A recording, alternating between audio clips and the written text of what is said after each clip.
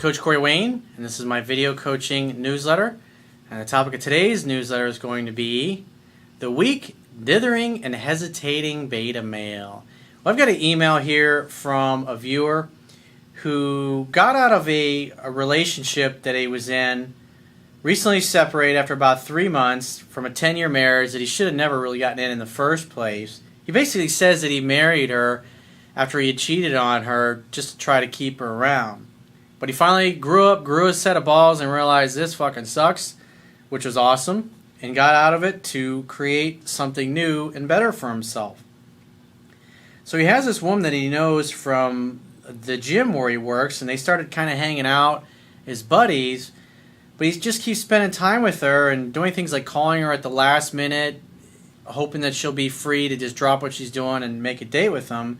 And even when he's around her, he really doesn't do anything to move things to a successful conclusion. And so he's consistently acted like the friend when he's with her. And so he writes in asking me to critique his game and my opinion on things. And so I got a quote that I wrote in this topic, and then we're going to go through his email. And the quote says, "Masculine energy is all about purpose, drive, mission, succeeding, accomplishing, achieving goals, breaking through barriers, etc. It's also direct, decisive, and fearless.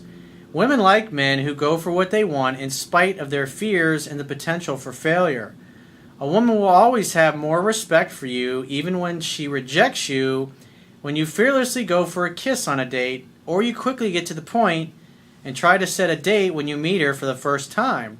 The process to be successful in any endeavor in life requires you to not be deterred by failure or rejection, but instead look at it as a process of getting through the no's in order to get to the yeses." So let's go through his email. He says, "Hey coach, I'm recently separated about 3 months. Truthfully, I should have separated a year ago. I feel like I married for all the wrong reasons. I cheated prior to marriage, and I feel I married her to keep her. I can go on and on about my 10-year marriage, but the bottom line is I wasn't happy." Well, it takes a lot of guts and a lot of strength to end a 10-year marriage. So good on you for that. Good for the fact that you no longer are living a lie and have now created a space where you can attract the perfect person into your life, and you're creating a space in your ex-wife's life where she can meet the right guy for her. Now the reason for my email. I have a client that joined my gym about 2 to 3 years ago. I have always thought she was attractive and we have some chemistry. Now that I'm separated, I have hung out with her a few times. We attended a game with some friends, had plenty to drink that day, and we had a great time. We went to her house that night and she changed into something more comfortable. Sounds like she was ready to get her freak on. She then came out, laid down on the couch, and threw her legs across my lap. Did anything pop up? I was rubbing, touching, feeling, but never went for the kill. I hope I didn't mess up. Well, dude, she was there. That's what women do. They put themselves into your orbit, but you got to be a man and know what that means when she slips into something more comfortable and starts physically touching you. She started touching you. That's her invitation to touch me back. And what did you do? You just acted like a dog chasing his tail. You just run around in circles, going nowhere. That's certainly not what James Bond would do. Prior to discovering your videos, we had already established a texting thing. Well, as my book states, but I know this was prior to this, prior to you found my work, the book says the phone is for setting dates, not doing a texting thing. Because what happens is the way you're acting like a guy who doesn't have the confidence, or who's only interested in friendship, or who may be gay. That's what she... And women, after a while, you dither and you hesitate so much. Then when you try to move it to something physical, she puts the roadblocks to it up. How do I change this? Create an opportunity for sex to happen. Invite her out for a date. Hang out, have fun, and hook up like I talk about in my book. That's what a date is. You create an opportunity for sex to happen. Also, when we go out, we have chemistry, fun, and attraction, but she has often complained about former boyfriends being needy, clingy, crazy, etc. So what she's telling you is she's basically saying, don't be this way. I think this has her skeptical about relationships. No, she's telling you this because she probably likes you. and she's trying to tell you what not to do. She claims that she is the type of lady that's okay with seeing her guy once or twice a week. She does not like needy guys. In other words, she's basically, sounds like she's got her shit together, she's normal, she's healthy, she's not in a rush. In other words, she's saying, let's take things slow. And it's, what's interesting, she says she's okay with seeing her guy once or twice per week. And what does my book say? Call a woman once per week, ask her out on one date. And usually after the second or third date, usually we'll have slept with her by then if you follow what I teach in my book. She's going to start reaching out after your last date. And once that starts to happen, your pursuing is pretty much over. And then you can just sit back, wait to hear from her, and make the next date. Hang out, have fun, hook up. Create an opportunity for sex to happen. You want to act like a lover, not like a friend. I asked her to hang out a few times, and she has accepted and turned me down. The last time we hung out, I'm pretty sure I could have spent the night, but I was a nice guy, dumbass. Well, at least you admit it. Now I'm wondering if I screwed up. I can't get a definite date. I usually ask spur of the moment. You don't do that. You don't go, hey, can you have dinner with me tonight? I'll be there in an hour. No, you say, hey, I'd like to see you. When are you free to get together again? Or, hey, I'd like to see you again. When are you free to get together? You're asking her to tell you when she's available. That's the better way to go about it. That's why I talk about my book. When I do that, I usually get an I'm already have something to do kind of response. She's successful, she's attractive, she has a full social calendar. When you call a woman at the last minute like that, that communicates that you're needy and desperate and you got nothing else going on in your personal life. When I am specific and ask in advance, I have been more successful with her. Duh! Do more of that. Stop calling her at the last minute. That's a horrible way to go. She never counter-offers when she can't make it, but has accepted offers from me after telling me no if I ask in advance. Well, Lumpy, you should ask in advance. When she tells me she can't make it, I simply respond with cool or okay.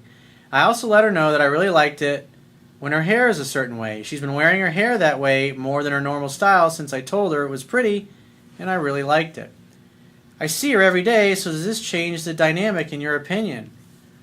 The longer you see her and you dither and you hesitate, everything you've done up until this point, you act like a guy who's clueless and like a virgin and he doesn't know what to do with women. He doesn't know where the signs are there. These are things I talk about in my book. When a woman starts physically touching you and getting too close where she's literally bumping you, that means, hey, I like you and I want you to touch me back. And if you play your cards right, you'll be deep inside me later, obviously with a raincoat on, as long as you don't talk me out of it. But she starts touching you and you're like, what do I do with this? Ooh. How can I make her wonder and be mysterious when I'm strongly attracted to her? She attends my small gym every day and I lead most classes. Do you think there is attraction from my depiction of things? Dude, she got into something more. She was definitely attracted to you in the beginning. Now I'm not so sure. How do I keep from over pursuing? Call her once per week and ask her out on one date. And you're going to call her, hey, say her name's Janet. Hey, Janet, this is Bob. I'd love to see you again. When are you free to get together? And then make a definite date based upon when she's available and you're also available. And if she says, I don't know, I'm not sure, then say, great, well, when you figure it out, get in touch with me. I'll talk to you later. And then you wait to hear from her. It's just like a game of tennis. You hit one ball over the net, you got to wait for her to hit it back.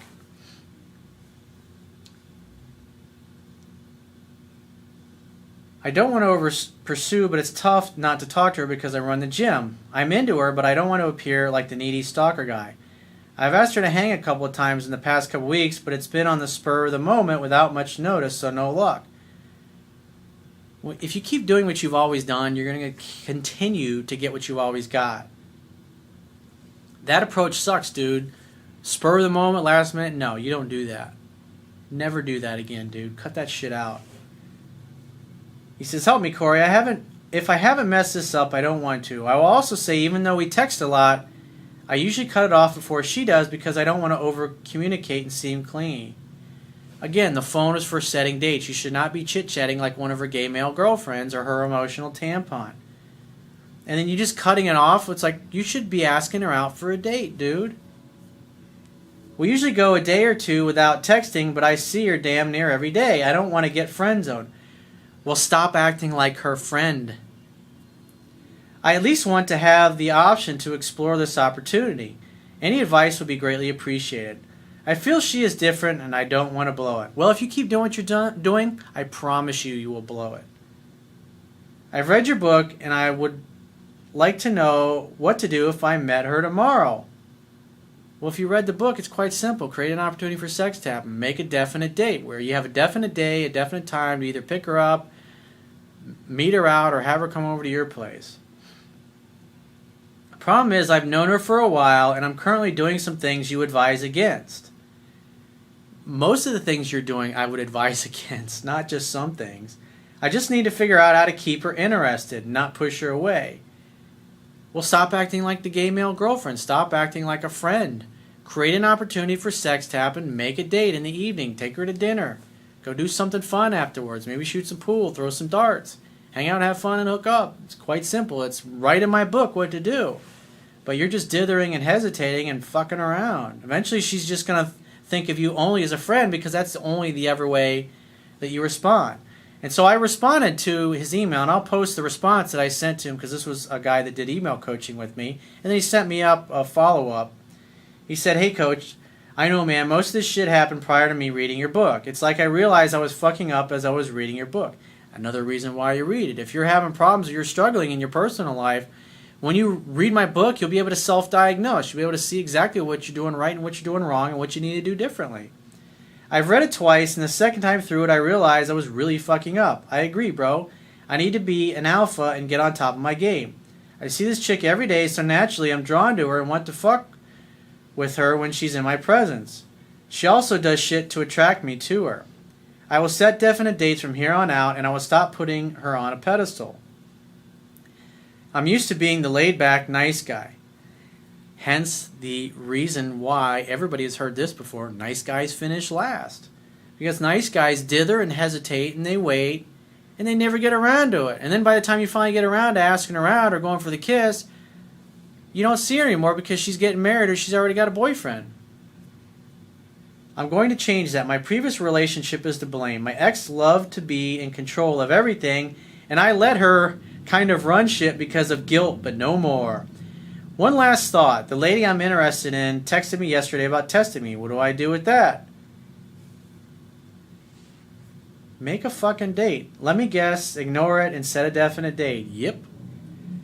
We have a Christmas party for my gym this weekend, and I need to only worry about hanging out, having fun, and hooking up. I got this shit. Don't be doing group things, dude. You want to create an opportunity for sex time. You go to a Christmas party and you treat her like your buddy. Maybe some other guy's going to hit on her and get her fucking number there, and she'll end up going home with him. Come on, man. Create an opportunity for sex tapping, dude. Hang out, have fun, and hook up. Quit dithering, quit acting weak, and quit hesitating. Get right to the fucking point. So if you'd like to get my help, the quickest way is to book a paid phone, Skype, or email coaching session. You can choose any of those options by going to my website, clicking the products tab at the top of your screen, and just follow the instructions for booking whichever option works best for you. And I will talk to you soon.